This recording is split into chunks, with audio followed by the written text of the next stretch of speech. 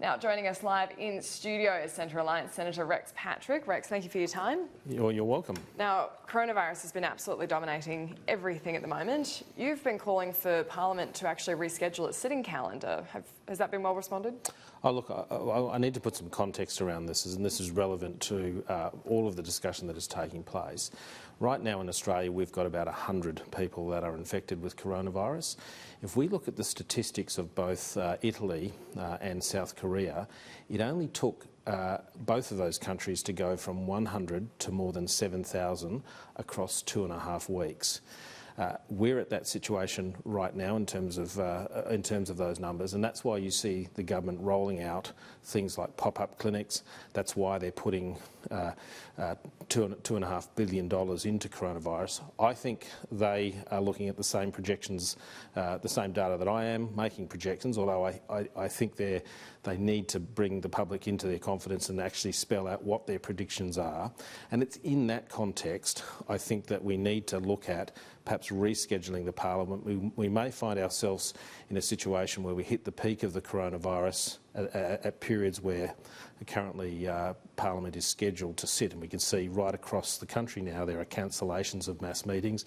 Parliament is a mass meeting. It's about 5,000 people that turn up to Parliament House, and that includes parliamentarians, staffers and officials, and any people that might be involved in any hearings and so forth.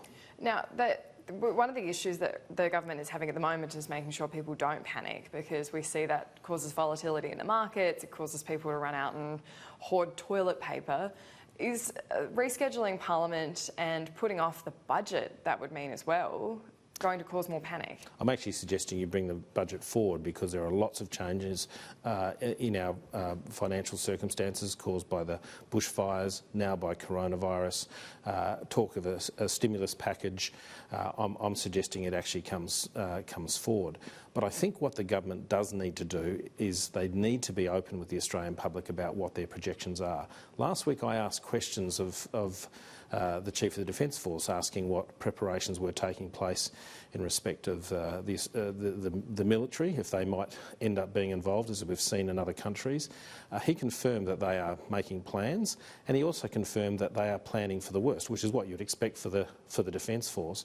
The government now needs to be open about its projections. They haven't said anything about what they think is coming. They're certainly doing preparations, and they need to be open with the Australian public.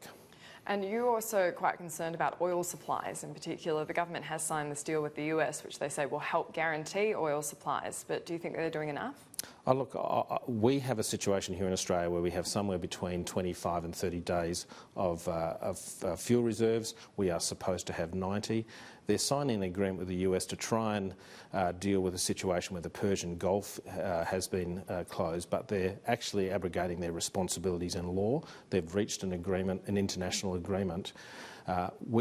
We also don't know what this agreement is, whether it's a treaty, what threshold causes the United States to start supplying us with oil. We don't know how that oil gets here. We do not own any ships in Australia that carry oil. We need to have fuel stocks here in Australia. We need to have 90 days of fuel stocks on shore here in Australia. Because I guess the concern is, if there is something that's impacting the supply of oil to get to Australia, why would we be more likely to get oil from America in that instance? Surely that would be the same issue affecting both routes. Well, it depends on the circumstances. If it was a conflict in Asia or in the Persian Gulf, we could potentially access oil from the United States. However, in a situation like this, where we've got supply chain issues now with coronavirus, people can have the best will in the world to get us supplies and not be able to. We are seriously vulnerable in respect of our fuel reserves.